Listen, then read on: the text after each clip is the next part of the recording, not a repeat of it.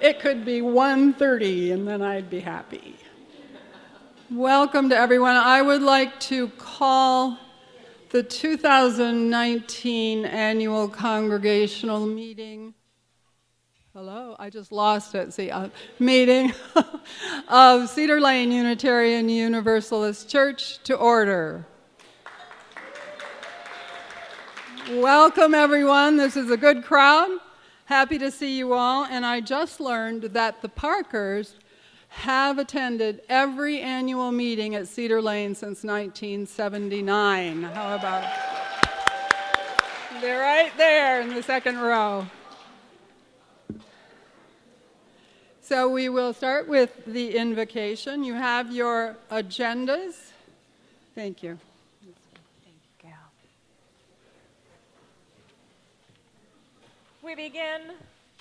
We begin our meeting together with the words of Mary Oliver, such gifts. I go out to the dunes and look into the faces of the flowers. And then one of them leaned forward and nuzzled my hand. And what can my life bring to me that could exceed that brief moment? For 20 years, I've gone every day to the same woods, not waiting exactly, just lingering. Such gifts bestowed can't be repeated. If you want to talk about this, come to visit. I live in the house near the corner, which I've named Gratitude. Let us enter this space today in a space of gratitude for the good work that has been done by this congregation for more than 50 years, and the good work yet to be done for those within these walls and beyond. May it be so. Amen.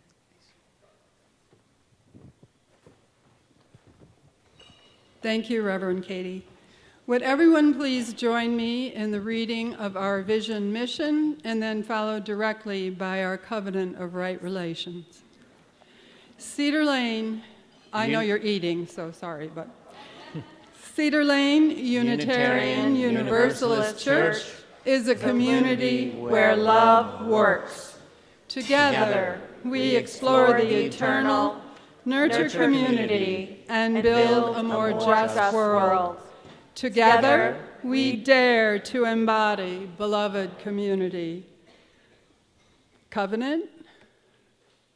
We of Cedar Lane Unitarian Universalist Church strive to build and maintain a welcoming, safe, and inclusive community for all who worship and work here, one where trust, acceptance, and caring thrive.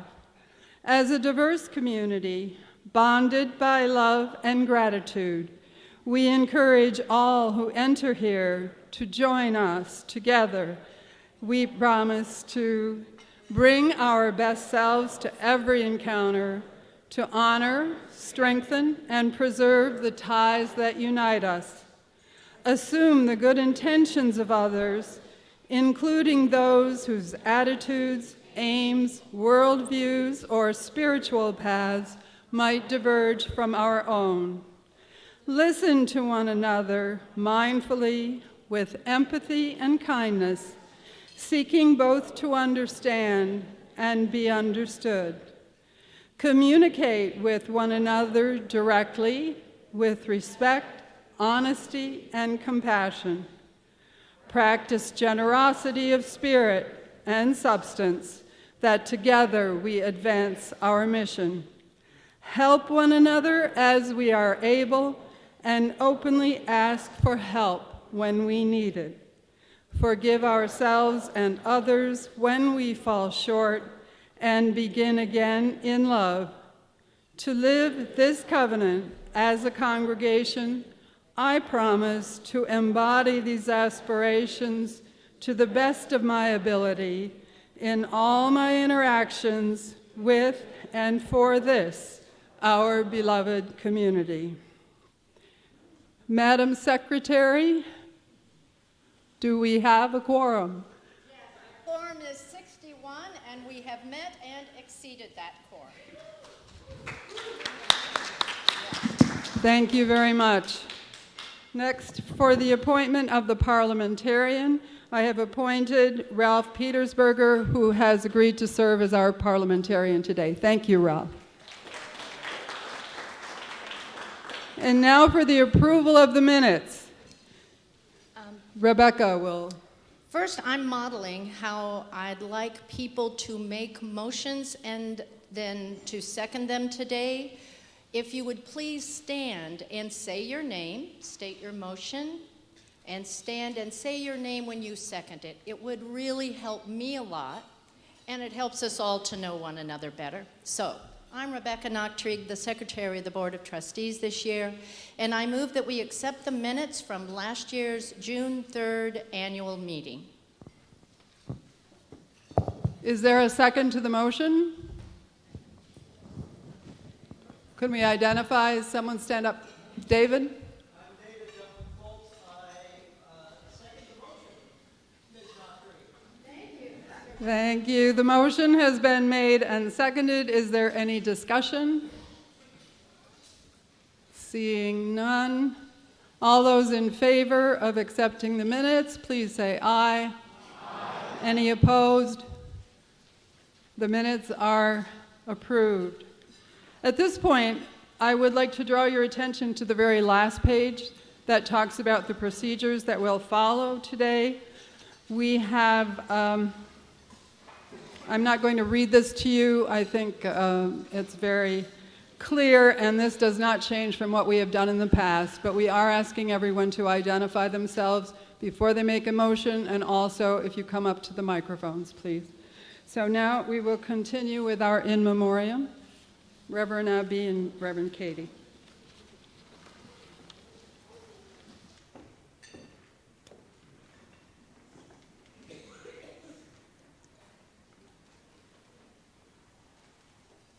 At this time,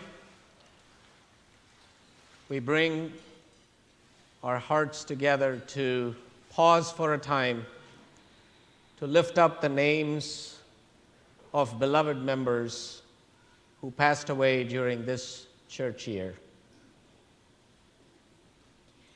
Phil Brown.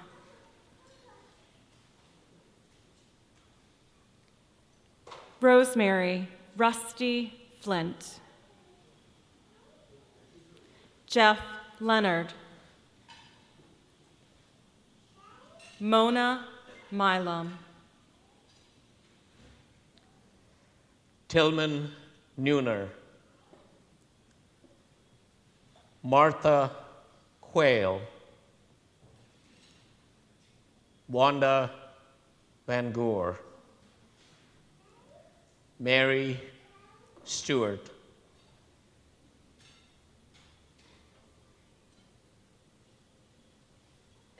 Philip Clausen. Betsy Sutherland. Dianne Wallenmeyer. Cora Lee Adler. David Garrity.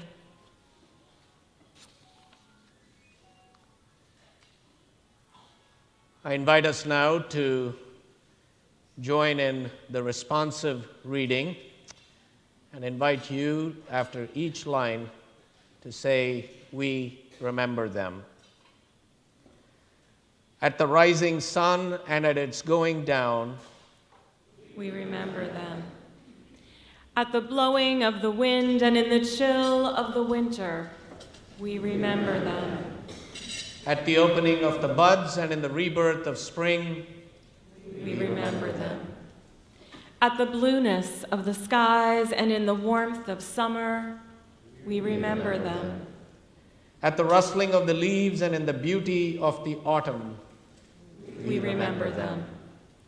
At the beginning of the year and when it ends, we remember them. As long as we live, they too will live, for they are now a part of us as We remember them. When we are weary and in need of strength, we remember them. When we are lost and sick at heart, We remember them. When we have decisions that are difficult to make, we remember them. When we have joy we crave to share, we remember them. When we have achievements that are based on theirs, we remember them.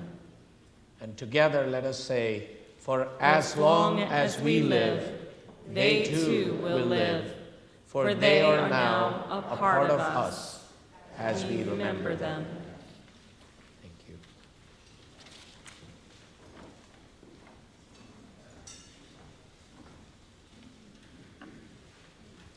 Thank you. And as we keep our covenant and those who have left us in mind, we enter into our congregational business, starting with the report of the sanctuary. This will be followed by a report from our Renovation Task Force.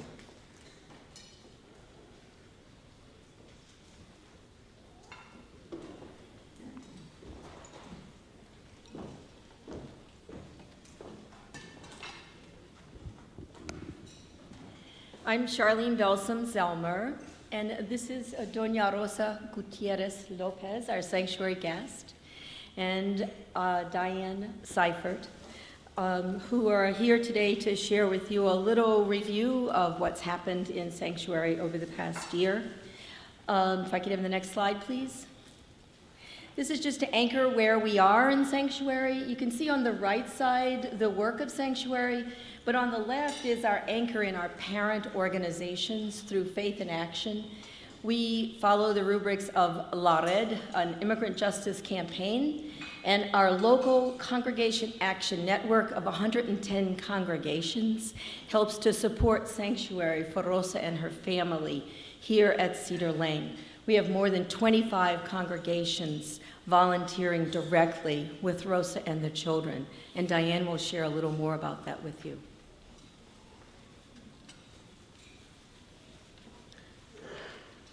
Two years ago, at our annual meeting, I stood before you to ask you to vote whether Cedar Lane would become a public physical sanctuary, ready and willing to give protective, temporary home, safety, and support to an undocumented immigrant or immigrant family facing immediately unjust deportation by the U.S. government.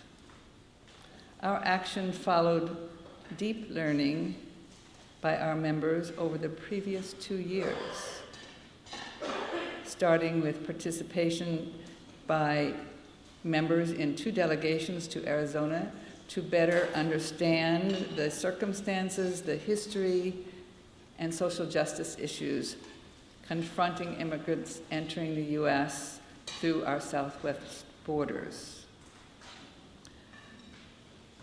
Also, our immigrant justice ministry team was formed. We were helping to found our regional coalition of 110 congregations of all faiths supporting immigrant justice. Now it's newly renamed the Congregation Action Network. And some months leading up to that meeting 2 years ago of deep learning and deliberation across this congregation before our vote. The vote on May 17, 2017 was near unanimous and is a testament to us declaring this is a way for us to live out our values of our faith in public witness using our 7 UU principles. And we have done that well. Thank you. We anticipated a sanctuary guest would emerge soon after that. We got busy renting an apartment, organizing into care and support teams, witnessing, training, waiting. And for the next year and a half, everyone who saw me at church asked me when. Why not yet? Then almost 6 months ago, on Saturday, December 8, we got a call from our congregational network organizer, Omar Angel Perez, that Rosa Gutierrez Lopez in Fredericksburg, Virginia, was to be deported on Monday. She wished to go into sanctuary to fight her case here in the US. It's very difficult to fight it if you're not in the country, and to not be separated from her 3 young US children, US citizen children. Omar asked, could we welcome Rosa? Omar, our ministers and our executive director, our board of trustees, and the immigration ministry team leaders spent an intense weekend on the phone with Doña Rosa and her attorney. By 9 p.m. Sunday, the board, with the final vote, said yes, everyone was in agreement, and we welcomed Doña Rosa into sanctuary Monday morning, just after 6 a.m. on December 10. 2 days later, we held our first public prayer vigil and press conference to support Rosa and to announce to the world our action. And 4 days later, Rosa's children arrived for the first of their frequent visits with their mother and to support son Juan Pablo's 9th birthday. It was the beginning of a growing and now deeply intertwined relationship with Rosa and her family in love, support, and advocacy. Rosa is our teacher,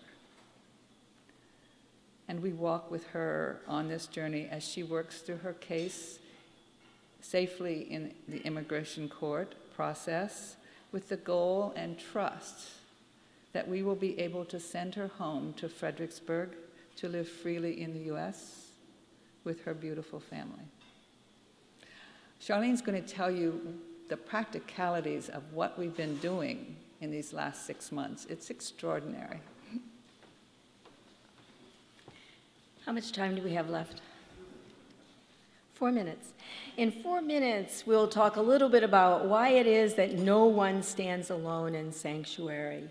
We stand with Doña Rosa and her family, and we do that in a number of ways. That first month was a big hug.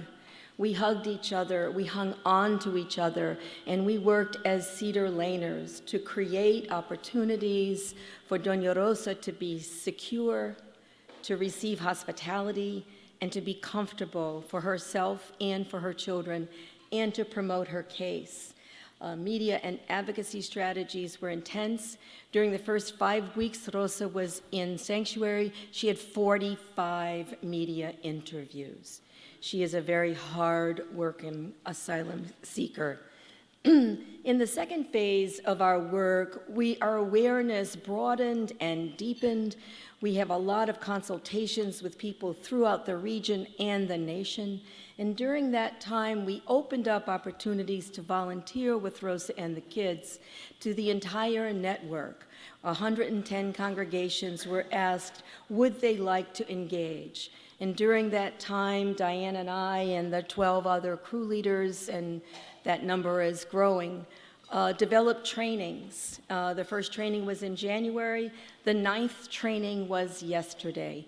We will continue to train twice a month all those who wish to be engaged with Doña Rosa and the children. And I want to take a half minute of my time for all of you who volunteer in sanctuary to stand up right now.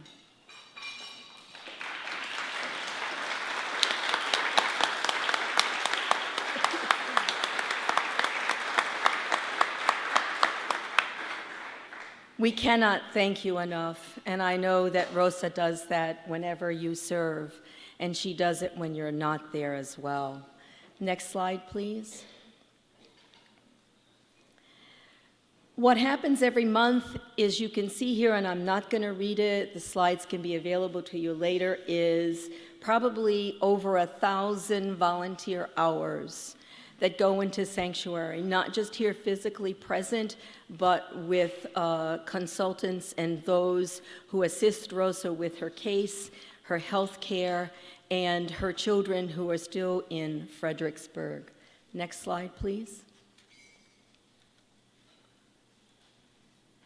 Next slide, please. I'm not going to go through that. Just know that we're in phase 4 now, where we are helping Rosa to fight for justice. That is an ongoing, deep, and broad activity, and you will find out more and more about the next move for advocacy as it unfolds. There will be a whole week of advocacy coming up within the month, which will include continued visits to elected officials, phone banking, where Rosa may host people to bank calls, or where she will host a time when all of you will be asked to call from your cell phone from wherever you are, and so on. We'll also have a vigil for Rosa's petition for her stay of removal, which will probably occur in Baltimore in early July. We have to first petition for the stay, then it needs to be accepted before she can go free. Last slide, second to last slide. The future. We're in it to win it, and we're going to stand here with Rosa and her family until due process is served. And we're going to work for that family and that they are reunited, and we are humbled by this woman and her courage as she remains in sanctuary, for she is our leader in this work and our role model for courageousness and vitality when one seeks justice. The last slide, please. Our radical hospitality has extended throughout the nation. As you know, Reverend Barber came here to visit Rosa, and I'm going to take the minute I don't have to remind you that what he said was, "I tremble for this nation until Rosa is left alone. Until she gets the day in court that she deserves, we must do everything we can so our children's children hear that we did and feel honored, so they can hear Rosa's name as an emblem of freedom and of justice." Thank you.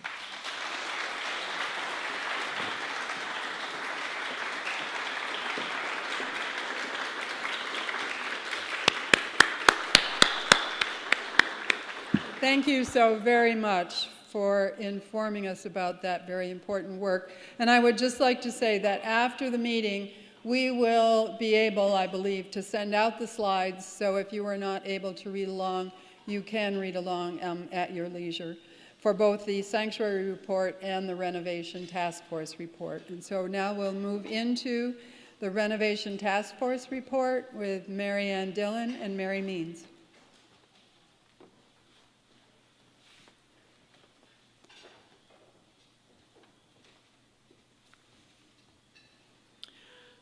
Good morning, everyone. Many of you have been asking, what are they doing? So here's the answer.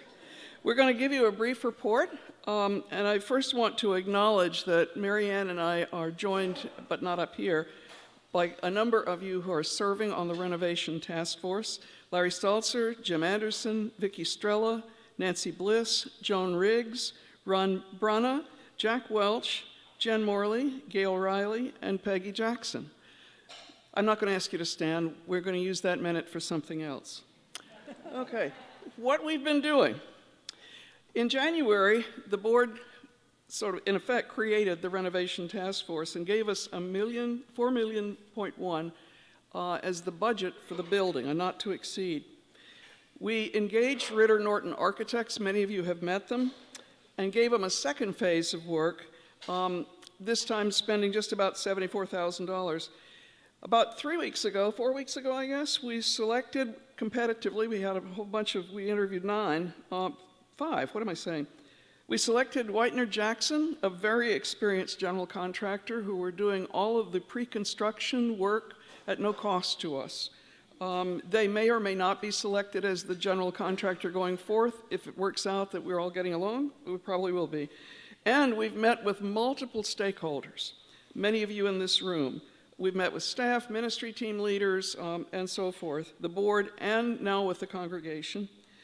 What we're trying to fix, this is the thing we need to really focus on, which is we don't really have a real social hall.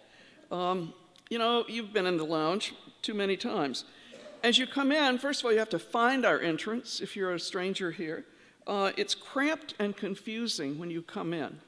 And the third thing is, you better not have any accessibility issues trying to come in, because we really are not a very accessible, though we want to nurture community and be welcoming. So those are what we're trying to solve. Those are the problems that we're trying to solve. And Maryann is going to go through what we're working on.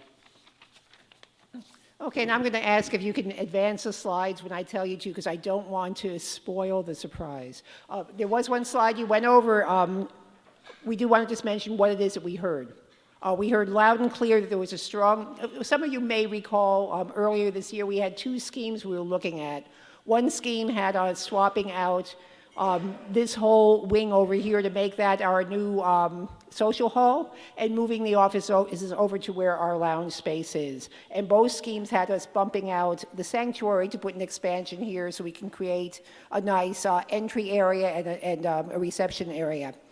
We heard loud and clear from the staff and from others that there was a strong preference for the staff staying where they are and trying to figure out a way to make the existing lounge into our social hall. The challenges with that were that there's a low ceiling in that existing hallway. And above that low ceiling is a lot of the HVAC equipment that we just installed 2 years ago. So I could not figure out how are we going to solve for this problem? How are we going to be able to do that? I don't think it's going to work. Well, I was wrong. This is the scheme that we are looking at. And if you've got the pointer, you can show at the very top part, the part that is orange and pink is an expansion of the existing lounge to create a larger space, also with an outside deck. And over to the right-hand side, you can see the proposed expansion of the sanctuary, where we bump this space out, make this look more like a sacred space, remove this stage, and make a nice sacred space in the front of our sanctuary. And then at the bottom part, you see the existing office space. There are some minor modifications proposed to that to make that more useful and more user-friendly and less chopped up. But that essentially stays pretty similar to what it is right now. Now, again, we went to the architect to try to figure out how can we solve for this, knowing that there's a low ceiling and there's HVAC equipment. And they came up with this idea of putting a big shed type of dormer on that whole wing of the lounge that would open up half of the ceiling to a high ceiling, keep the first half lower so we could keep the HVAC in place, but open up to something that was very light and transformative. So now, are you ready to see your fixer-upper? Okay, next slide, please. All right, that's what I was hoping for.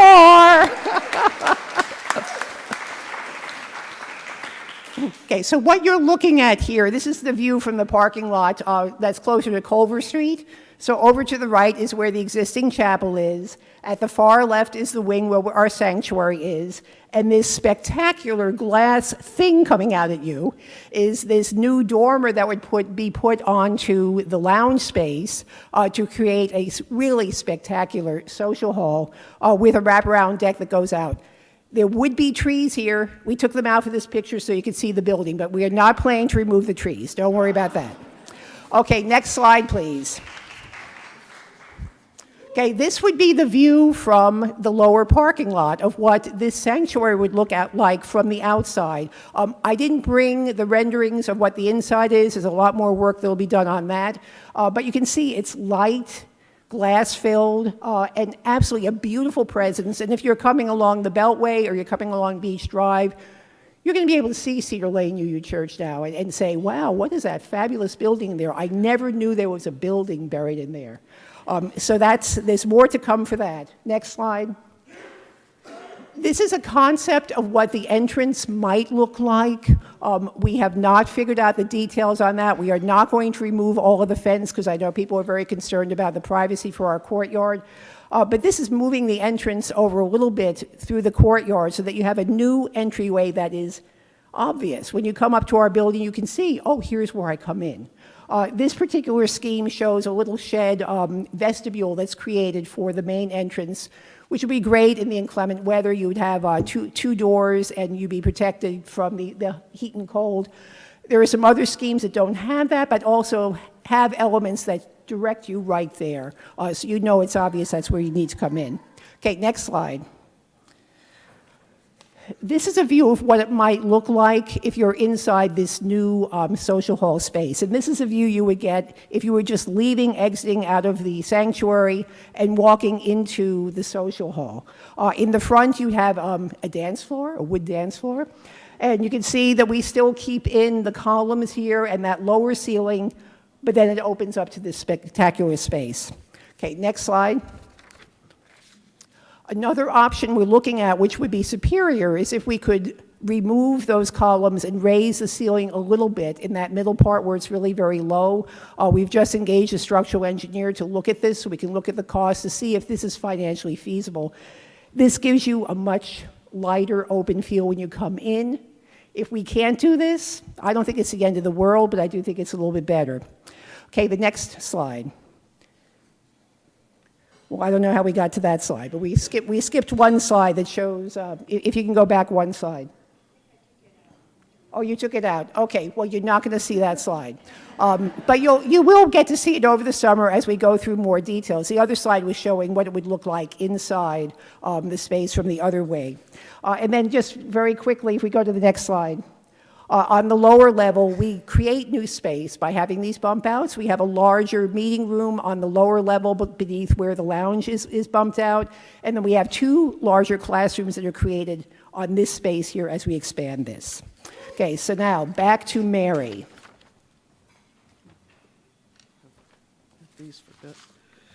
So now you're probably saying to yourself, cool, what happens now? Over the summer, and actually within the next month, we're going to have cost estimates, and we are optimistic that it's going to come in on budget. You're going to have many opportunities to comment and participate, and we'll be bringing it back for a congregational vote in October.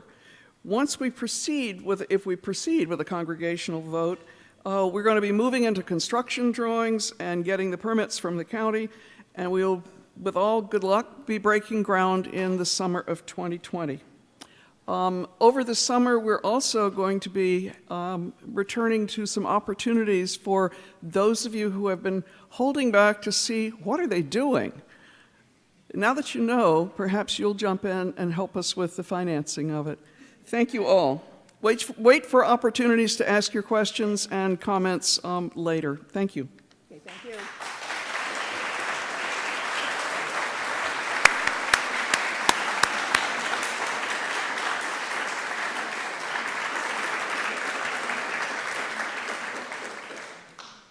Thank you very much, Mary and Maryann. As you can see, this is a very busy place, and we have lots of exciting things going on. Once again, these slides will be sent out, so watch for them. And you'll have many opportunities this summer, as the previous slide said, to participate in small group conversations regarding our renovation. So, the first time I stood before a group of Cedar Lane members from this pulpit, I began by saying that it is my honor and privilege to serve as president of your Board of Trustees this year. I'm happy to be able to report that after 11 months, I still feel the same way. So, thank you all. I would also say that this has been one of the most rewarding and yet challenging experiences of my life. The board this year, the board's North Star has been Cedar Lane's vision and mission. Approved unanimously by the congregation in May 2016, it guides us forward in the transformative work of justice, equity, diversity, and inclusion. Keeping it constantly before us, our priorities included living more fully into that vision of a truly multicultural community, finalizing and operationalizing our strategic plan based on the Vision 2020 strategic directions, and promoting a culture of generosity. Cedar Lane intentionally embarked on the journey toward building an inclusive, multicultural community, making the explicit commitment to building multicultural ministries rooted in social justice. We have dedicated much of this year to expanding and deepening this work, making progress, faltering sometimes, and acknowledging that this is a long and winding path, one that we are determined to keep following. In this vein, there are two highlights this year that particularly resonated with me. One was Cedar Lane becoming a living sanctuary and having the opportunity to participate in our first vigil and press conference to welcome, support, and advocate for Doña Rosa and others who are seeking immigration justice. Being on this chancel among many leaders of different faiths, as well as political leaders who joined us in solidarity, and the way our congregation has come together to carry out this defining work. Another highlight, just a few weeks ago, was listening to the voices of our youth during the coming of age service, our future liberal religious leaders, as they challenged us to join them in leaning in and embracing change, using the context of the 7 UU principles. As they reminded us, it's the youth who have most frequently led the way in social justice and change. They challenged us not only to join with them, but to hold them accountable. Given these two shining experiences, my faith in the future of this congregation has never been stronger. Turning to financial matters, as we must, much of the board's time this year has been taken up with concerns about our fiscal health, the implications of the current budget shortfall, and our path forward together. Joe Miranda, board treasurer, will speak directly to these issues in a few minutes in the treasurer's report and budget presentation. The next couple of years are critical. The bottom line is that our income must increase in both pledging and fundraising if Cedar Lane is going to remain a center for spiritual learning, community building, and social justice. We remain optimistic that working together with renewed focus and energy, we can find our way to raising the funds we need to support this church, its good works, and the values we share. And we must never forget that our staff is one of our most precious resources.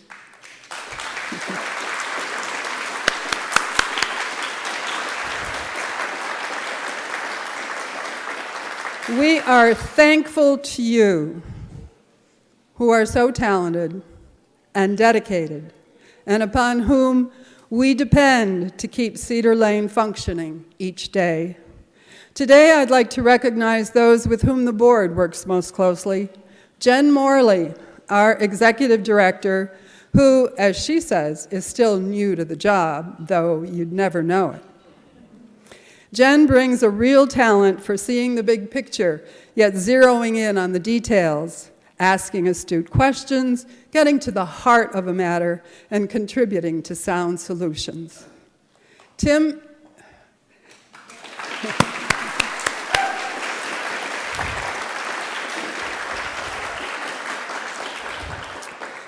Atkins, who, in addition to his day job, has been our governance guru, providing perspective and insight when we seek it, and sometimes even when we don't.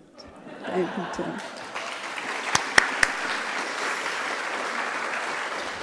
Reverend Katie, who shares her many gifts and talents, her boundless energy and creativity, as she both supports us and challenges us to go to our growing edge. Thank you, Katie.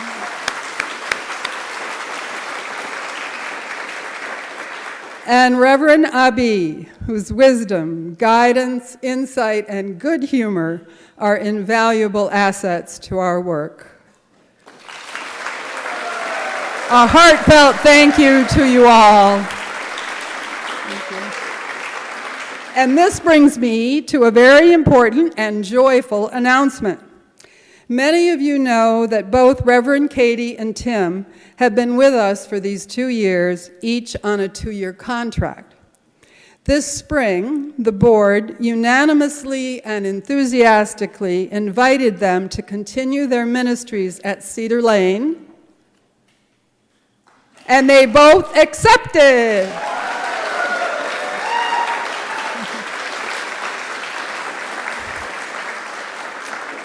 Tim, newly credentialed, will continue as Director of Lifespan Religious Education. Thank you, Tim. And in recognition of her many attributes, accomplishments, and contributions, too numerous to mention here, the board, under the authority of our governance model, promoted Reverend Katie to the role of Associate Minister effective July 1st.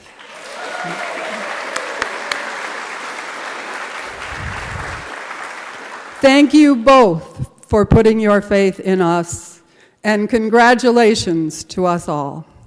And so, on behalf of the trustees, I conclude by saying it has been a privilege to serve as your board this year. While we face challenges ahead, we are confident that we have what we need right here: each other, our shared values, and a deep love of this community and what it represents. Thank you. Thanks, Charlene.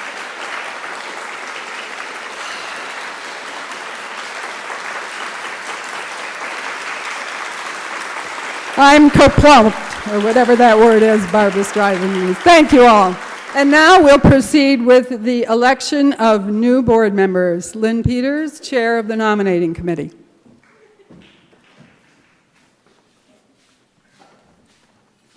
Before I repeat the names of those who've been nominated, I would just like to thank this year's nominating committee: Mary Farrar, Kate Simon, Gwen Warman, Julie Petruzzi, John Woodward, Catherine Mallon Dunn, and our board representative, Peggy Jackson. We did well this year, I think, finding our new board members. For a 2-year term as a member at large, filling a vacancy, Todd Chernikoff. 3-year terms, Nat Hultman, Becky Lupas, and Rich Madalino. For Assistant Secretary, Judy Rogers. For Assistant Treasurer, Jack Welsh. Our nominating committee will be, number will be increased. These are people who will replace some of us: Susan Easterly, Linda Giannessi, and Mark Zito. Do you want me to make the? You want me to make the Would you like to make the motion? I would like to make a motion that the congregation elect the slate of trustees and nominating committee candidates for the published terms. Do we have a second? Tom Nixon. I know him, so. All those in favor of electing these board members? Raise your card. Please raise your card. Any opposed? Okay, thank you very much. We're going to move into that. So now I would ask Reverend Abi and Peggy Jackson, President-elect, to come forward for the commissioning ceremony. Yeah, thank you. Thank you, Lynn.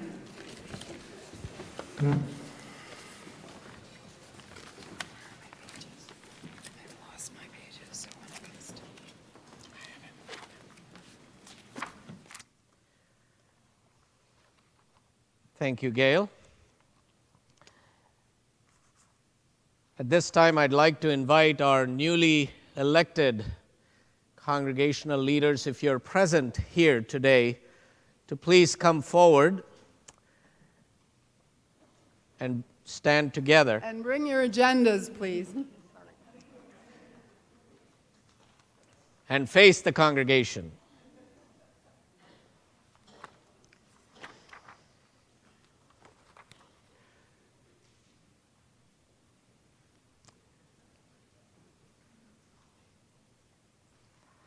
As a congregationally based tradition, all power in Unitarian Universalist congregations comes up through the congregation and is bestowed upon the leaders, including the ordained leaders, to carry out specific service for the good of the whole.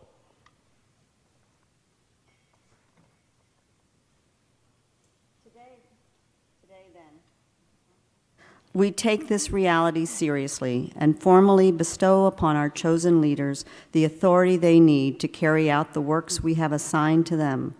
This commissioning ceremony is an opportunity to give our blessings to the ministries these people will provide in the coming year and to affirm their sense of calling to the roles of service they claim and to which we have elected them as leaders.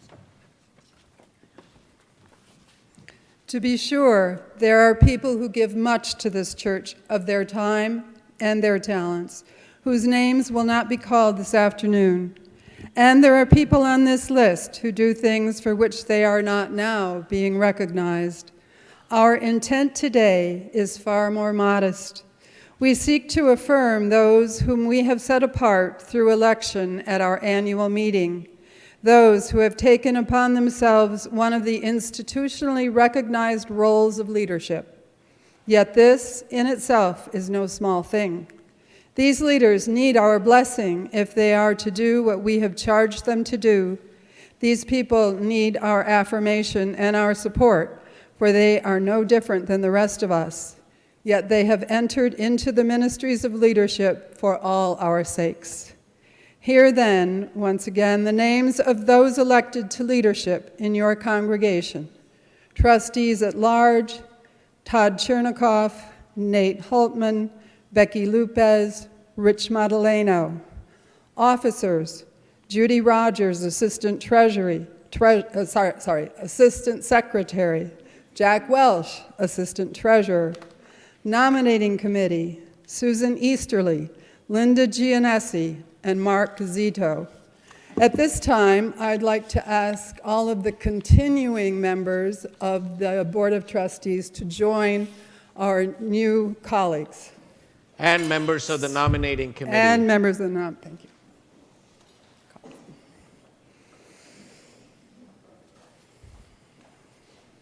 Peggy, you should join them. Oh, wow, everybody's here.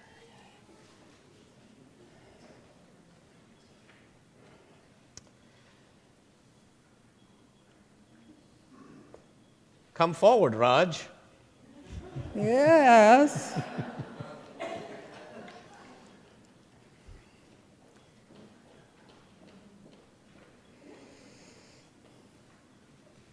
These are the people we have called to serve us. Will the congregation please rise and join in the ritual of commissioning? The words are on screen. And also in your agenda. We commission you, Cedar Lane leaders, to serve our church mission with courage, compassion, and dedication. We thank you for the many gifts you bring to our shared ministry. We charge you to use the trust we place in you with respect for our diversity and in service to our greater vision.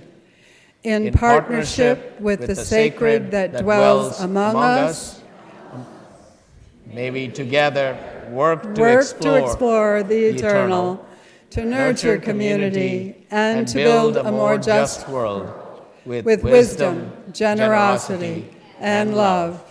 And if the congregational leaders would read the statement, we thank you. Yes.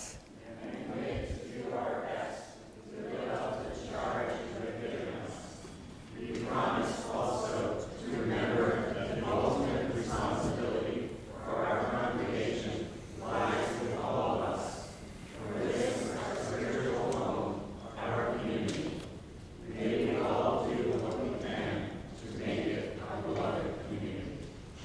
Thank you all.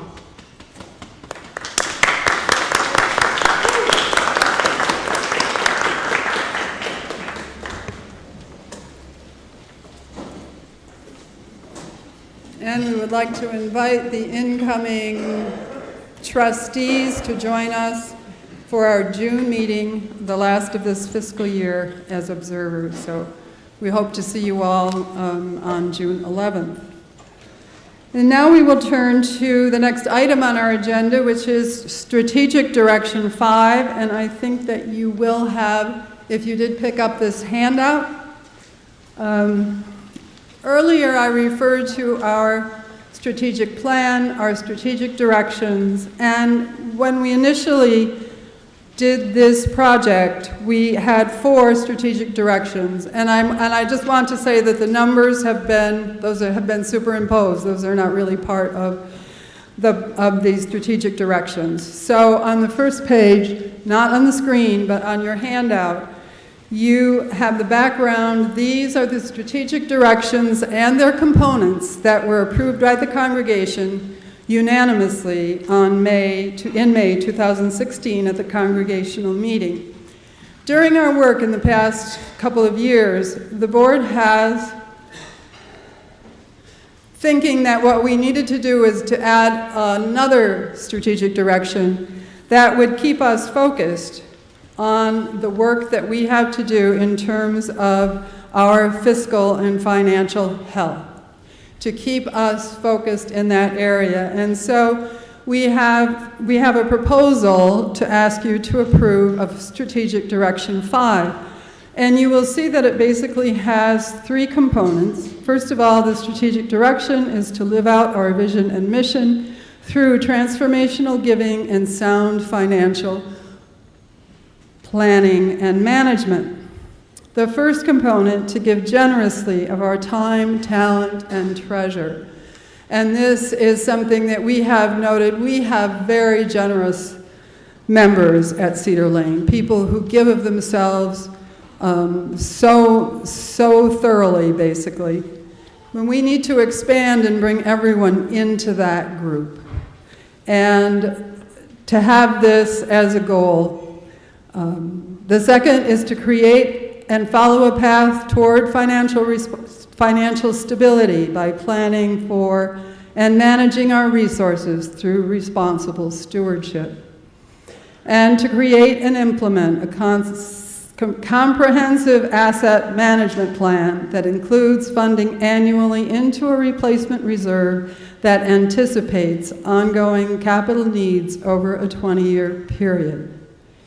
And we understand that some of this is aspirational at this point in time, but it is a lens, and it gives us it shows the intention that we have, and always brings the board back to looking at this strategic direction. So I would entertain a motion that the congregation approve the addition of this strategic direction to the Vision 2020 strategic directions. Would anyone so move? Mary Means. A second? Gwen Warman seconds the motion. Is there any discussion? Yay.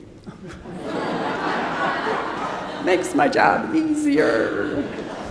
All those in favor, please raise your cards. Any opposed?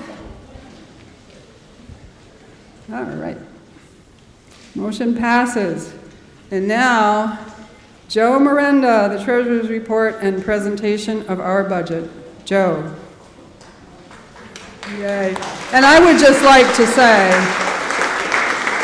your applause are very well deserved for Joe, because Joe came on as our assistant treasurer this year, and because Ellen Kelly had some medical emergency, he has taken over back in October as treasurer and has done a simply phenomenal job. So, thank you, Joe.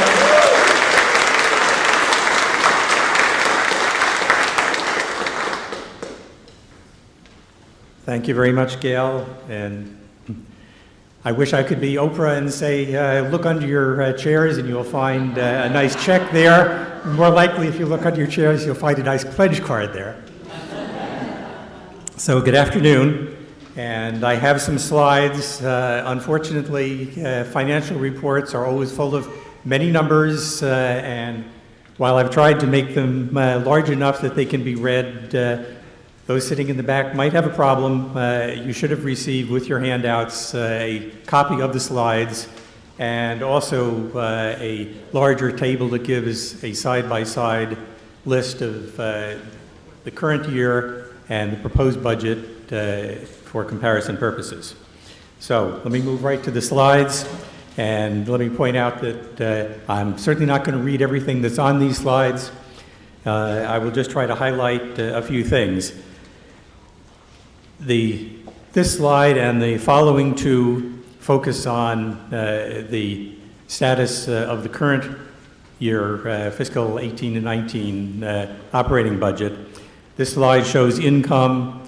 Slide after that will show expenses, and then the last slide, which you're all waiting for, shows deficit, which unfortunately is a reality for us for a number of years. So just to explain the context of this slide, you'll see to the right side two columns of numbers. The one that says approved, this is the budget that was approved in June of last year for this current fiscal year, fiscal 2018 to 2019. The other one, which says EOY projected, EOY is an abbreviation for end of year, and this is our best estimate as to where we will be at June 30th, although we won't actually have the final numbers till a month or two after that, when all the analysis is done. So for this particular slide on income, there are 3 points that I'd like to highlight. The first, under pledges, gifts, and plate donations, our expected end of year is $53,000 below what was anticipated in last June in the adopted budget. You will recall that in November we became aware that there was a significant shortfall in annual pledges. We had a series of meetings. The board made some decisions as to how to address that. One of those was to ask for exceptionally generous support in the end-of-year donations, and we thank you for doing that. The congregation met the goal, or came very close to meeting that goal that we set for the additional donations, but we still are short, and you'll see when we get to the deficits that we will be taking money out of the church investment fund to close the gap for this year. The other item that I want to mention is that last line labeled insurance claim payment. This is the result of the flooding we had. We finally got payment from the insurance for that. That $60,000 is not found money that offsets our budget deficit. It basically is to cover the costs, the additional costs that we had for building maintenance and repairs that you'll see in the next slide. So this slide shows the expenses for the current year. As you can see, building and grounds is significantly higher than what we had budgeted because principally of those repairs. I would also point out one thing now that I'll mention again later, which is if you're wondering, well, where does sanctuary fit into these slides? For the current fiscal year, the income and expenses for sanctuary are not included because they were not built into our operating budget. But when you see our proposed budget for the new fiscal year starting July 1st, you will see that those are included. We can go to the next slide. This is the slide that shows both the expenses and the income. And the resulting deficit, we went into the year in the approved budget expecting that we would have a deficit of roughly $62,000.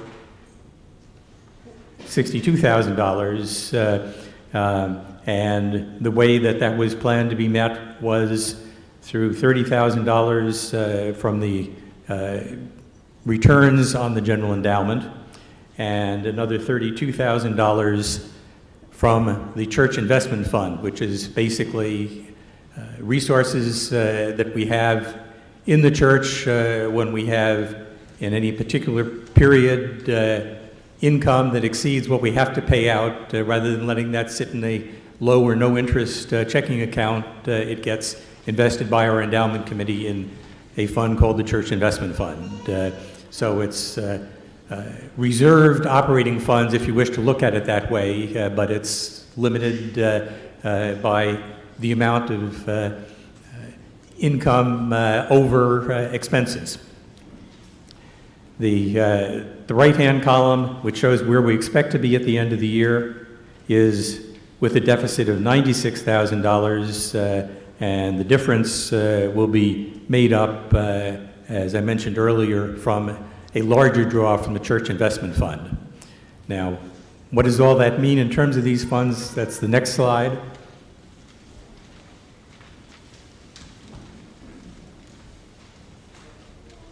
This is the list of the various assets. It does not include, as you can see, the values of our buildings, our land, our valuable assets such as the pipe organ, but these are basically our liquid or cash type assets.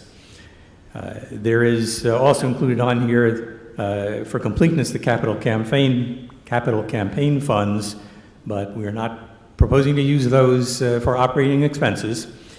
And so I didn't want to add yet another line to the slide, but if you take that out of the total, we have about $2.7 million in our total church assets at the end of this year. If you want to keep score, at the end of fiscal 17-18, the comparable figure, excluding capital campaign funds, most of which had not yet been received, was about $4.5 million. So if you're asking, how are we paying for this? We're paying for this deficit out of drawing from our reserve funds. This drop of about $1.8 million, the largest chunk of that was the decision adopted at last year's annual meeting to write off the $1.3 million loan that had been taken from the endowment to pay for the new HVAC, heating, ventilating, and air conditioning system. The rest is a result of the accruing annual deficits that we have acquired.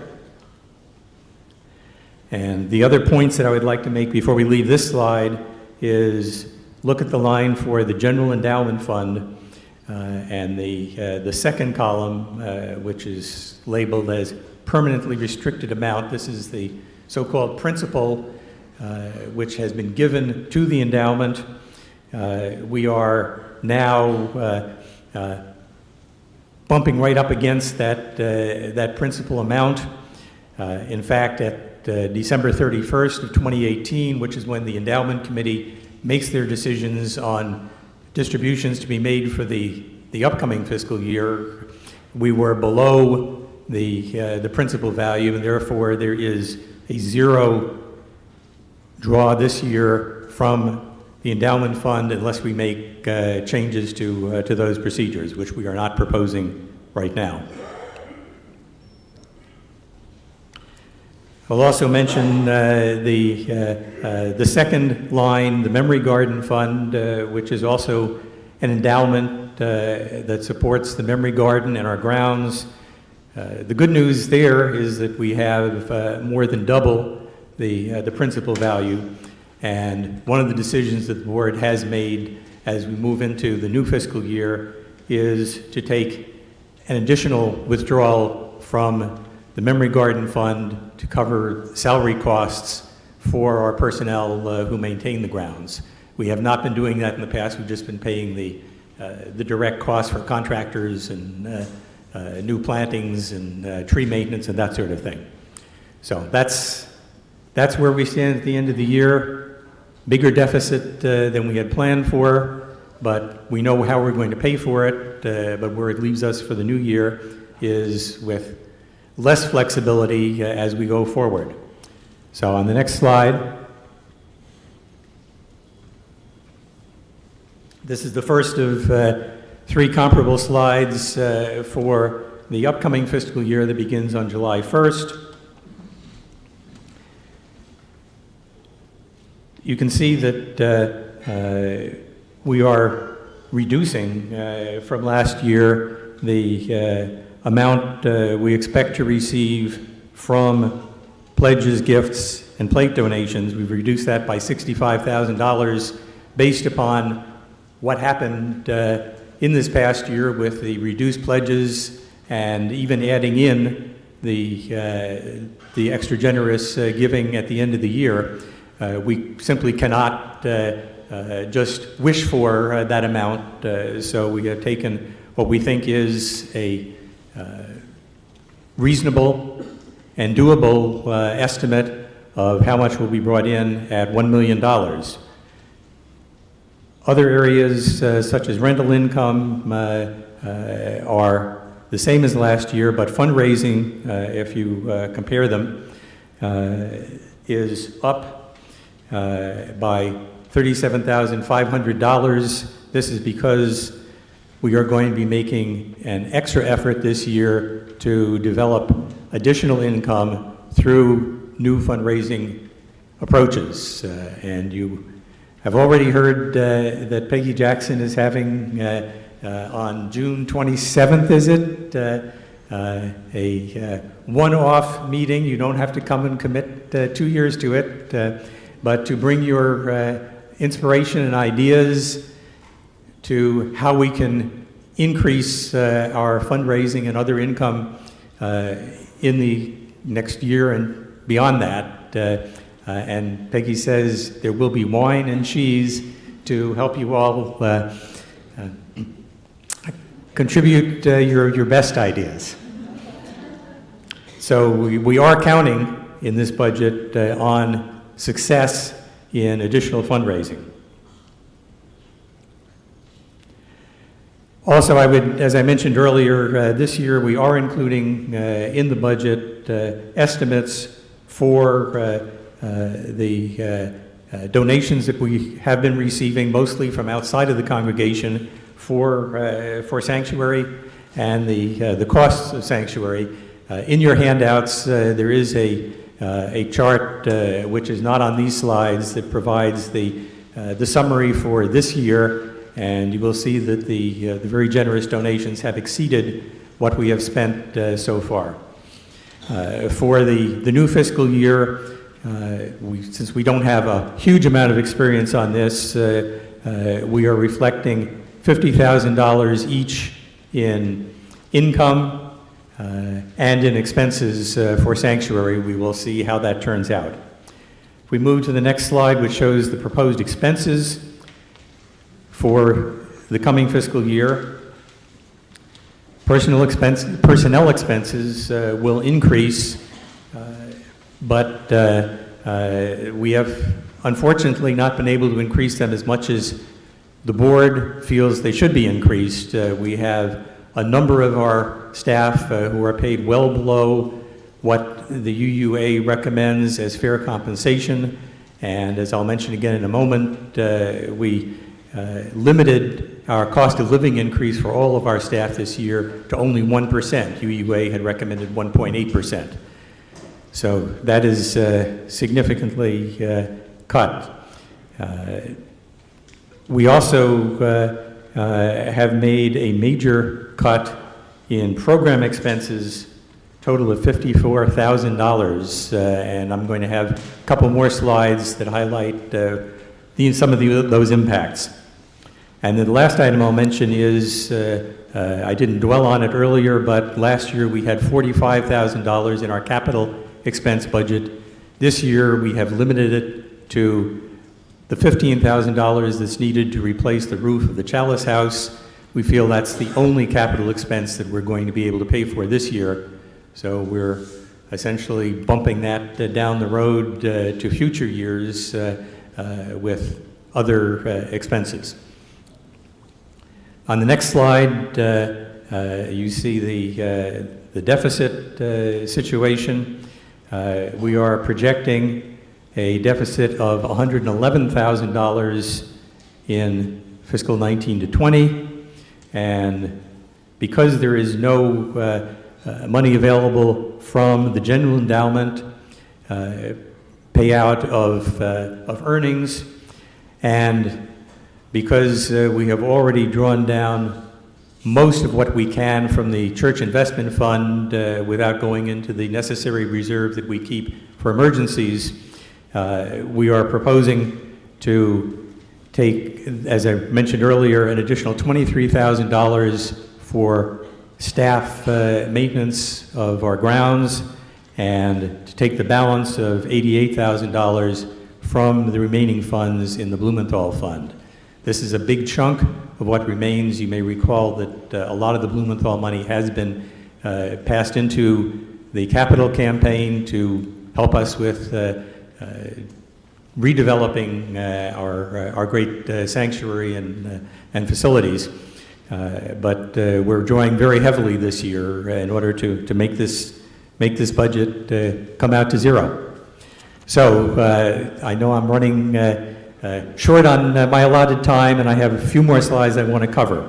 So the next three address what I see as some of the most important of the unmet needs with this proposed budget. First off, and you've heard us mention this to those who came to some of our meetings with the congregation over the last month, our five senior staff members,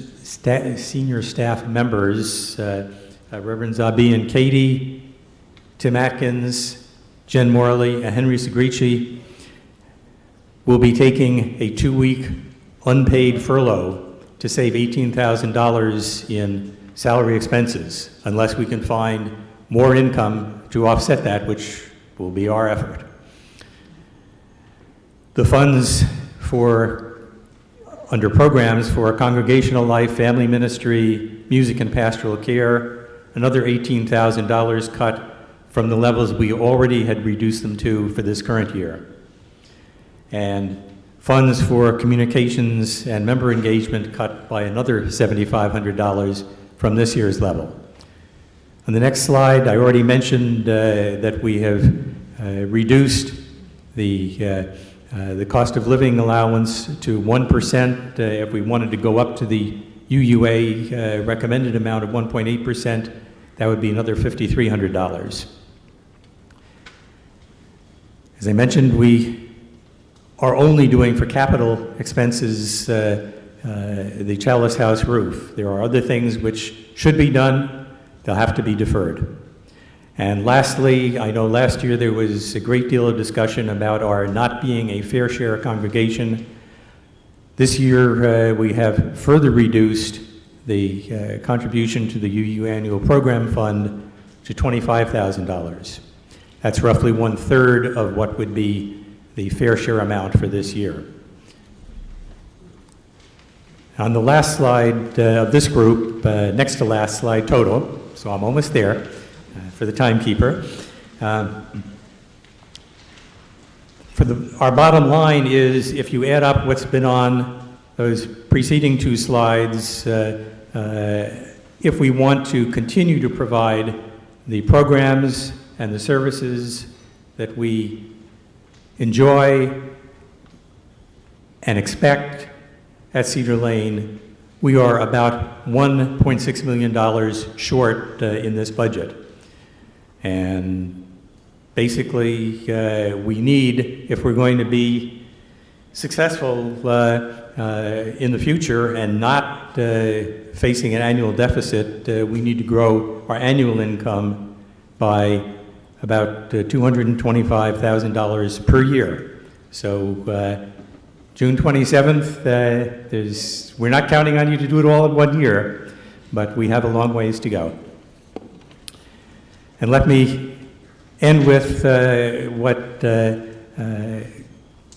I'd like to call perhaps a scorecard of some of our strengths and challenges.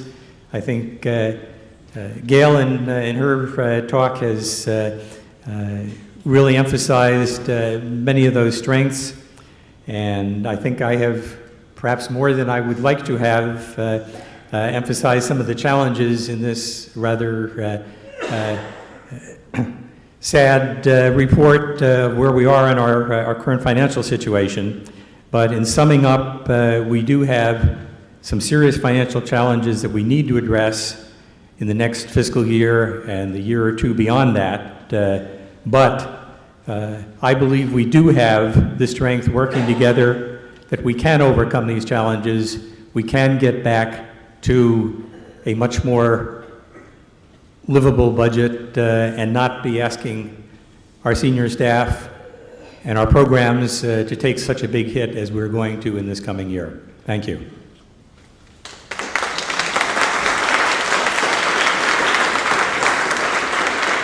Joe, don't go away.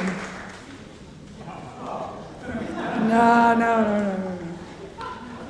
Thank you very much, Joe, for very clearly and succinctly presenting this, as we've been calling it, ultra-austere budget. At this point, we will open the floor for discussion. We have about 20 minutes for discussion. I would like to, first of all, though, entertain a motion. Is there someone who would move that the congregation ratify this recommended budget? We need to have this motion in order to open discussion. We won't vote until after the discussion occurs. So stand up, please, so we can get your name. We need a name. It's me. I'm sorry? Rick. Okay. Oh, up. Thank you, Rick. I wasn't looking high enough. A second? And Chernikov. Thank you. So now we will open the floor for discussion and questions. I would remind you to please look at your agenda and at the procedures. We have 2 microphones set up, and Ann Turner has a handheld mic if you would prefer to speak from your seat. Each person, we also have Rod Branna, who is our timekeeper. And if you have been to a board meeting this year, you've probably heard me say, I am mindful of our time. So we ask everyone to be mindful of their time. We have 2 minutes for the discussion. Rod will signal when there are 30 seconds left with a yellow card, and then a red card will mean that your time is up. We do welcome you to come to the microphone and ask everyone to speak one time until everyone has had a chance to speak. If we have remaining time, then you would be invited to come back. So we will start the discussion. And please state your name, and then I will recognize you. You can make your comment, ask your question, and we have many experts here who will be able to respond. Thank you, Gail. Gwen Warman. Logistically, when will the furlough occur? Will all staff members be furloughed at the same time? I'd ask Reverend Abi to address that. Thank you for your question. So we're trying to determine when the furlough would occur. Right now we're thinking about a week sometime in the fall and a week sometime in the winter. So it's not 2 weeks at the same time. And yes, the way we are thinking about it is that the senior staff, which is the group of 5 members who have offered to go on furlough for 2 weeks, will be taking it pretty much at the same time. And we're planning a cruise from our last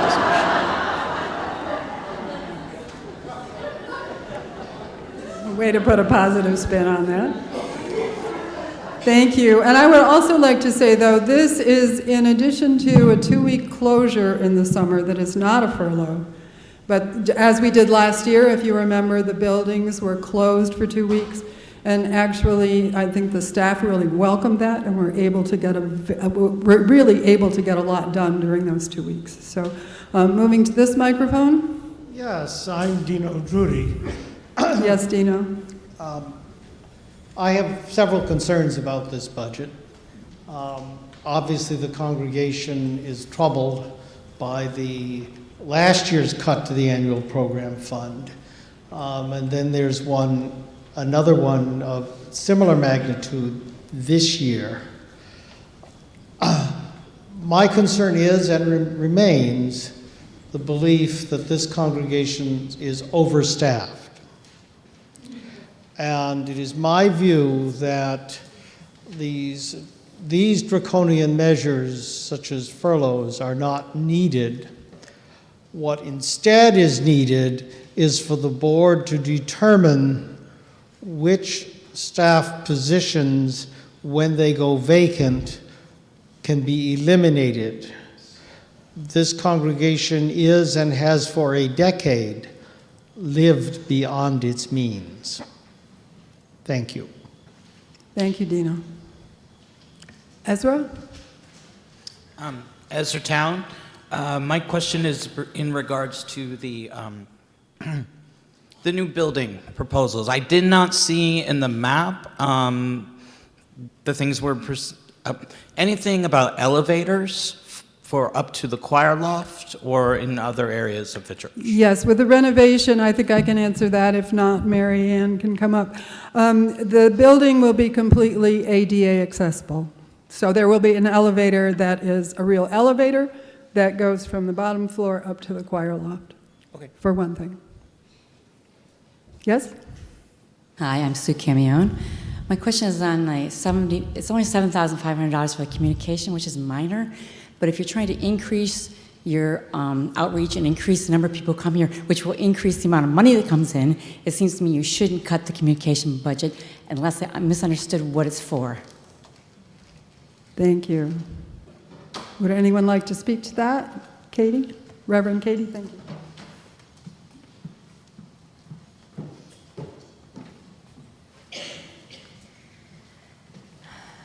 So I hear you. As a former marketing and public relations professional, I hear you. It's difficult. This is an austere budget. And at the same time, we're taking an entire week in the month of June to develop a strategic marketing plan for next year. And we're going to look at maximizing what we're capable of doing on social media without boosts, and really working with the public relations work that we began this year and looking at how we can maximize that, clear out some of our communications channels which have been clogged. So while this is difficult and while this does present a challenge, it also gives us an opportunity to step back and to look at how we can do things differently and more efficiently. And then we're going to be measuring that impact throughout the year with regular monitoring reports. Thank you, Reverend Katie. Katie, we recently lost our maintenance engineer. Is there a plan, and is this in the personnel budget, to replace the maintenance engineer? Are Jen? we looking for one? I'll ask Jen to address that.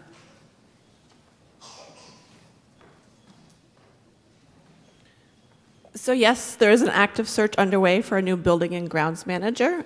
It is moving slower than we had hoped, but it is moving forward. Thank you. And if you know anyone who would be interested, get hold of Jen Morley, please.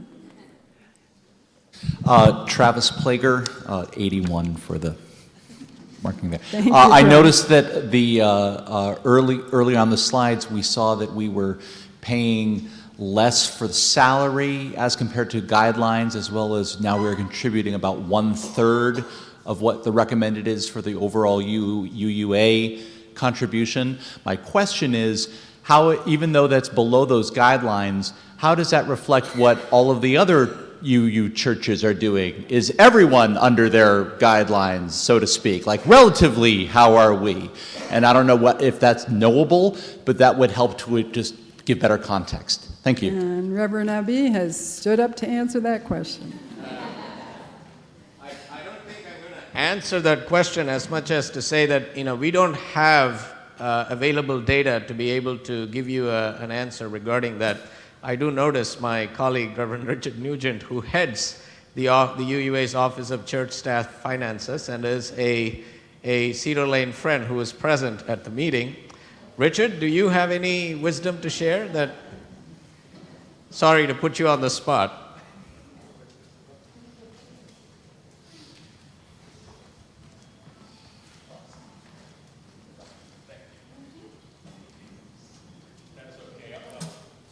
So would you turn on the handheld microphone, please? Thank you, Abby. Always a pleasure. Hi, yeah, I'm Richard Nugent, and I'm concluding my 11th year as the director of the Office of Church Staff Finances that does the retirement plan, health plan, and all the compensation recommendations. Our compensation recommendations are done with the assistance of an outside consultant that looks at various congregational positions in relationship to what is in the prevailing local market. So we look at what equivalent jobs are, for instance, in churches as well as nonprofit organizations. And that's how we develop our recommendations. To address your specific question, since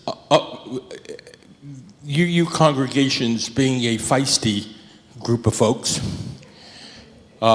do not report their staff names or salaries to the UUA. We don't have specific information that we can compare. However, I should add that's going to change in the coming year. We are going to invite congregations to report those statistics. I should add that anecdotally, though, what generally happens is staffs that are paid fairly, including benefits, stay in congregations.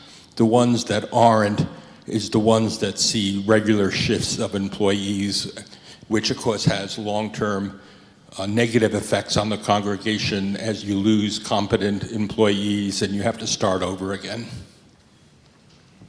Thank you, Richard. Yes? Sorry, we need this mic, please, to the right of you. Beverly Catron. I was just curious, in the new renovation of the sanctuary, if the choir is still going to be in the back so the audience cannot see them? I'm going to ask Maryann to address that. Okay, this was a subject of much debate. The choir loft will remain as is. The choir has a choice, and Henry Segretti has a choice. The choir can either be up in the choir loft, or there will be space for them down here in front that is designed for them, so they also have the option of being in front of the congregation. Thank you. David Devlin Foltz. I didn't want Dino's comment to go unresponded to, and I realize it's awkward, at least for members of staff, to respond to a question about whether they are overstaffed or even potentially overpaid. I think on the second count, I think it's very clear from the budget presentation and other comments, they are not overpaid by the standards of our denomination. In terms of whether they are overworked or not, I don't have as complete a window into that question as do members of staff themselves, but from some information that's available to me through roles that I've played here, I do understand that our staff work many hours beyond what is normally expected of those of us who are in quote-unquote 9-to-5 jobs. Many of us in 9-to-5 jobs work beyond those allotted hours. I have great confidence in saying that our staff members greatly exceed those standard hours, and that their work in pastoral care, in preparing for ministry, in oversight of programs, in contributions to the management of this congregation,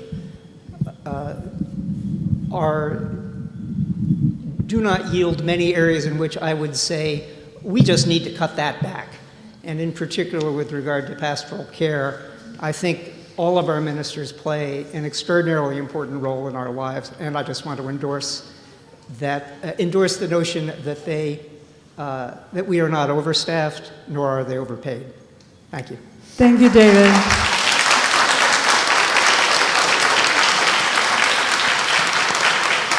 And I would just like to add to that, that if you have seen, we have shared with the congregation a study that was done of area churches.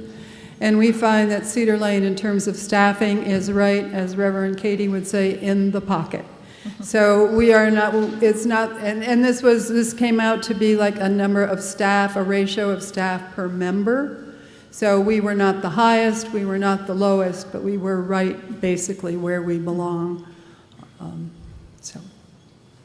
Lou Mayo, number 77, clearly the luckiest number that I guess. I don't remember exactly when it was, but I remember standing up here and addressing the idea that we would collect funds for renovation of our beautiful church. And I think I quoted NASA at the time saying, dare mighty things. But I also had a concern that these funds that would go to renovating the church would not go to some of the fundamental foundational work that's done in the church, the salaries for our staff and so on. And by the way, just to second, I do not believe we're overstaffed, and I think our staff is doing an amazing job. So we decided as a congregation that we would enter into new designs and an approach to renovate the church. And I think it's, I guess I would just want to encourage people. Now we've made that decision, we've made that commitment, and that we're going to have to take whatever money that we were spending on that and increase it from in our annual pledges. I've done that for myself, and I'm just a note of encouragement to others. I think I figured out in a couple of meetings I was in recently that this shortfall, thank you, amounts to something like $30 or $40 a month per person if everybody increased their pledges. And I just wanted to make that point. Mm-hmm. Thank you, Lou.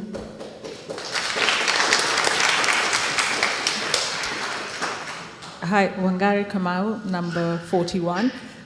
Recently, I was a speaker at the International Association for Talent Development. And part of this great group, it's a group of about 10,000 people from all over the world who speak around talent development, talent acquisition. In the United States, unemployment is at 3.8%. That means there are more people, there are more jobs than people. Companies are fighting to keep their talent. Our staff here at Cedar Lane does an incredible job.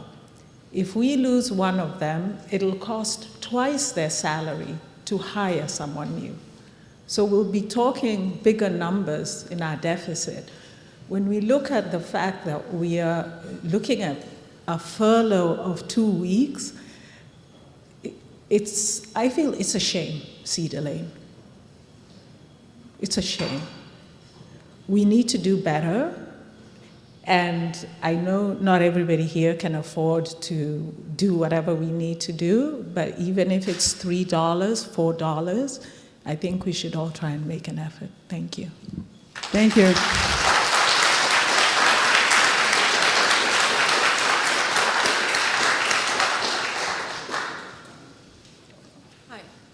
My name's Ginger Essing, and for many years I was active in a Presbyterian church in this community. And I don't know if this is typical of UU churches, but I know that the average pledge here is about a quarter of the average pledge of my other church. And I find that mind-boggling.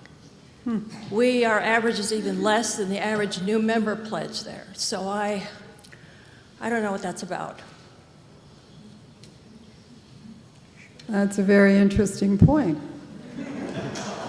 Thank you, Ginger, for sharing that. So I heard a story at GA, and I'm just going to bump in here because I'm the one that gets the big bucks for the next 4 weeks. Anyway, I was at a workshop, and someone said that UUs among faith communities rank second in terms of income, in terms of annual income, and are at the very bottom in terms of how they support their individual congregations. That was mind-boggling to me. I was stunned. So just for your information, again, to add to what Ginger said. Sorry, we need the microphone over here, please. Lee McNair, 80. I seldom speak up in this kind of a crowd because I have an awful voice for this sort of thing. But I do want to remind this audience, this congregation, that we said we wanted to do social justice in the world, and we wanted to do it effectively. And I don't know how you think we can do this effectively without the marvelous staff we currently have, and without you reaching into your pockets a little more deeply to protect and to help this church do the work we're called to do. So I suggest all of you check your consciences as well as your pocketbooks. Thank you.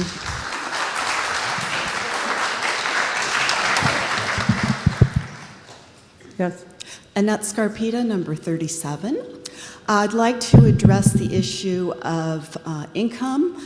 Rental income is something that we've discussed in the past. I'm not sure I'm up to date with it, but a concern earlier was that there was hesitation to raise the rents for long-standing renters. I don't know where that stands, if our new campaign to raise more funds could, go into that sphere. I also recognize the need for perhaps increased security when we bring new groups in, and how that might be monitored. So I guess this is a question for Jen. Jen?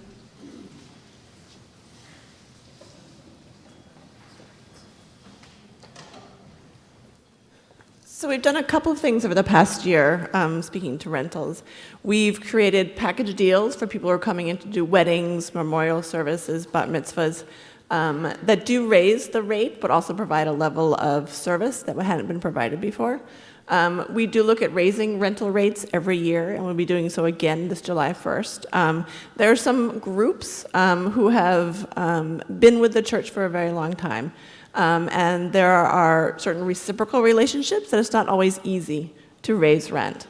With the renovation coming, I would say that we will also have a beautiful building with an increased amount of facilities that we have to offer, and it will be an optimal time to increase rates, but also look at who are we renting to, making sure that groups are in alignment with our mission, and that one of the things that we do need to be doing is renting to organizations who would make use of the facilities on a regular basis, and cutting down on the amount of staff time that it takes to organize a rental, right? So repeat renters rather than one-time renters. Thank you. Mary? Mary Means, number 88, which in Henry's terms is lucky.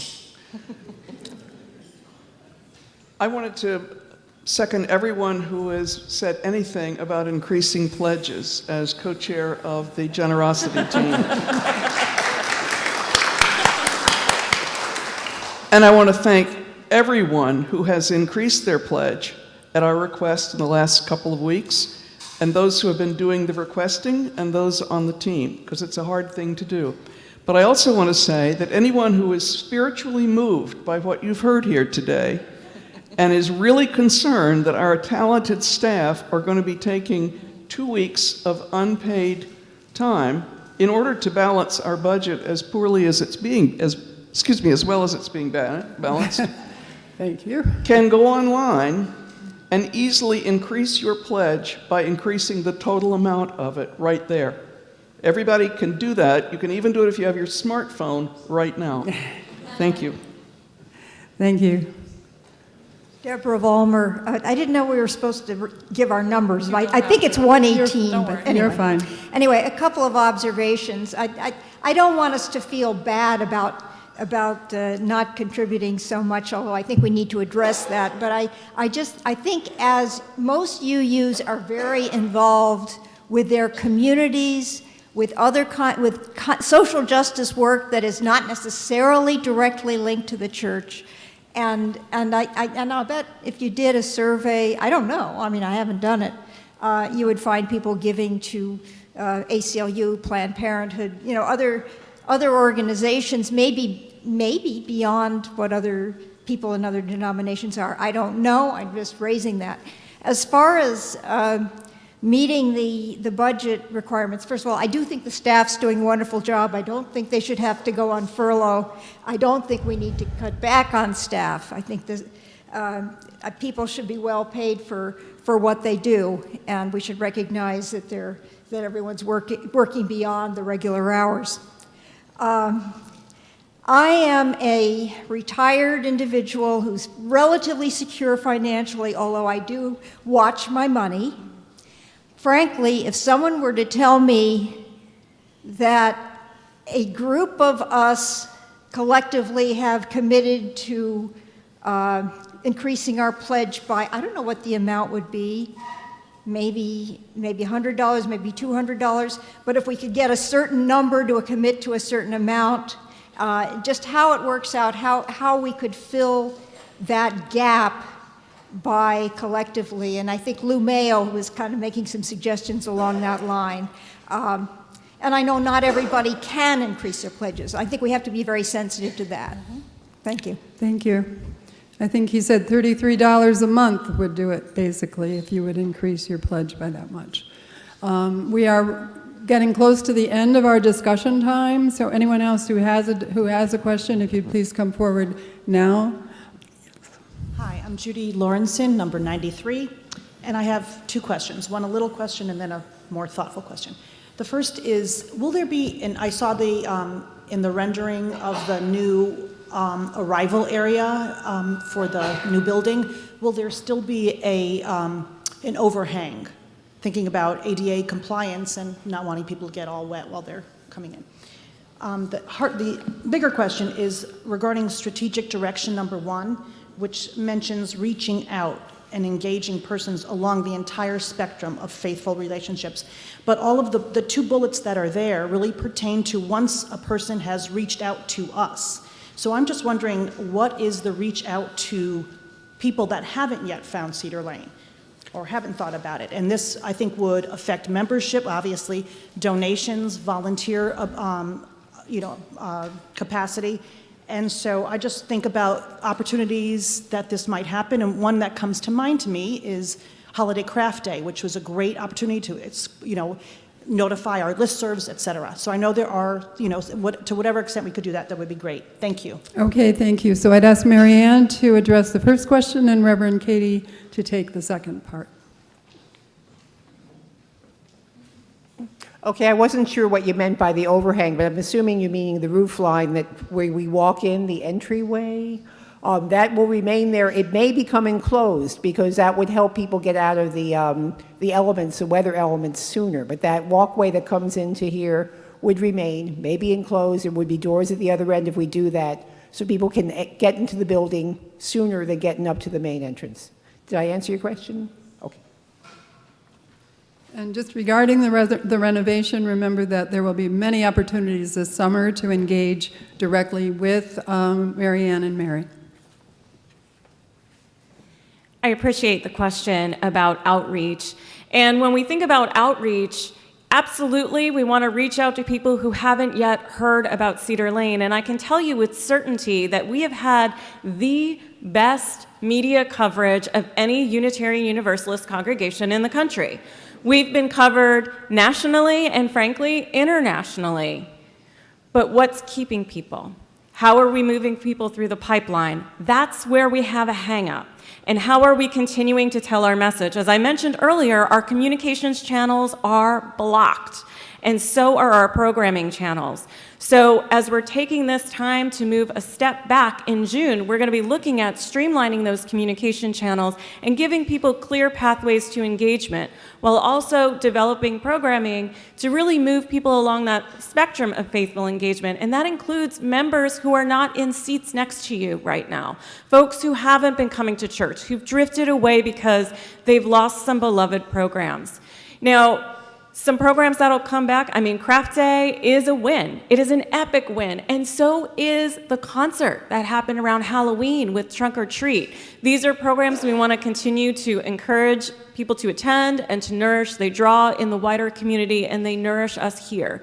There's also a joint effort between religious education and membership engagement to create a systematic method for moving people along the spectrum of engagement. You're going to see a lot of adult religious education programming next year, as well as some changes in some multi-generational work.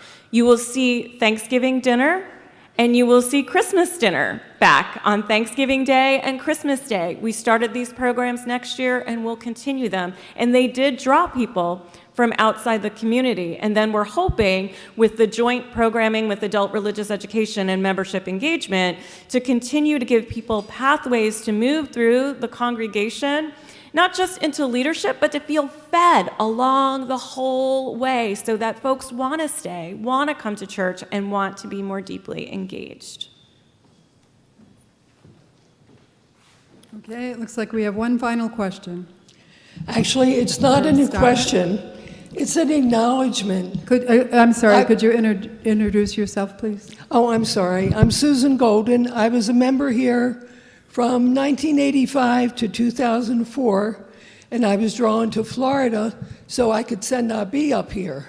And Thank you for that. And I just want you to know, if you're ever bad to him, Clearwater will take him back in half a heartbeat.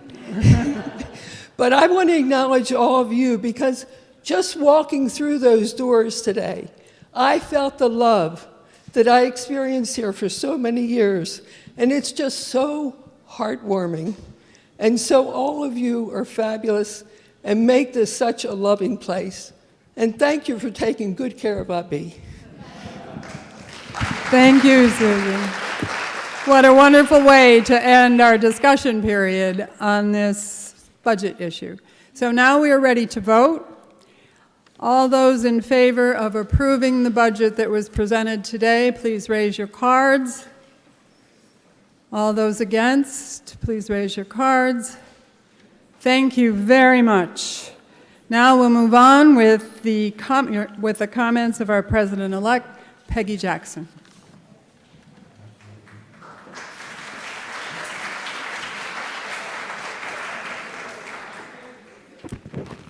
We have 4 members of the board who will be leaving. Their terms will be up in 28 days, but who's counting? There. To Gail Riley, our president, I want to say thanks for being our faithful leader. You guided us well with your steadfast dedication to Cedar Lane's vision. Under your leadership, we dared to embody beloved community more deeply. And thank you for spearheading our strategic direction number 5, which asks us to keep in mind the practical side of our vision mission, the money needed to support it. Thank you.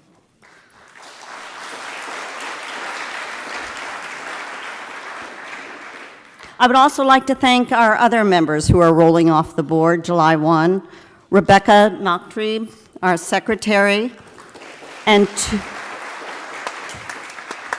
two at-large members, Linda Giannessi and Wangari Kamal. Each of you served with enthusiasm, thoughtfulness, and good humor. You will be missed very much by me. As I think about our church year ahead, I know we will have challenges. The budget deficit is surely one of the most serious.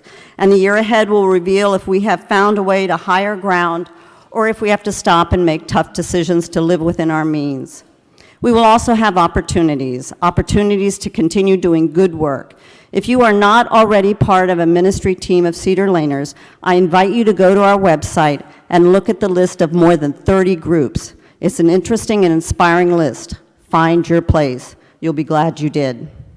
And when I think of the year ahead, I take great comfort in all of you, as was also said. We are living in a scary political time. Our democratic values are being assaulted, and social justice is being dismissed as politically correct, as if that's a slur.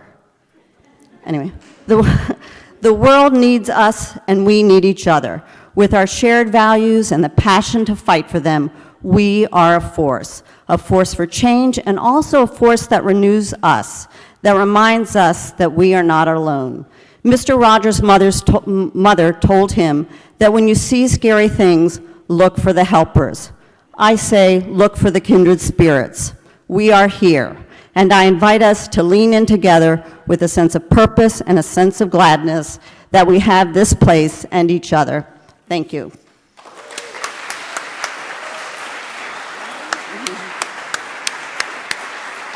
Thank you, Peggy. You see you're in very good hands next year. Reverend Abi for closing words. Thank you, Gail, and thank you, Peggy, for your inspiring words, and thank you all.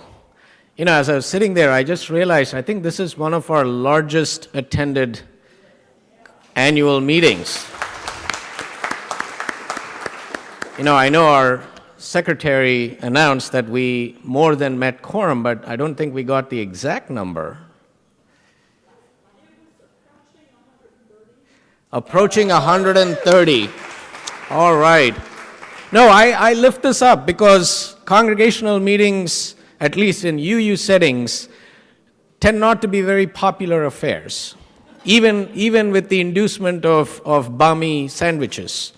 So I just want to say thank you for showing up, for being present, for being engaged in the sacred work of what it constitutes, makes, and builds religious community. And we had a robust discussion today, and we lifted up some important questions, some serious concerns, as well as some enduring hopes. You know, to me, this is the fabric of a religious community, a healthy religious community. Doesn't take away the challenges that we face, and in that sense, we're not unique. I wish we were. Then we'd figure out a way to fix all this. The fact of the matter is, organized religion, brick and mortar congregations across theological stripes are facing similar challenges today.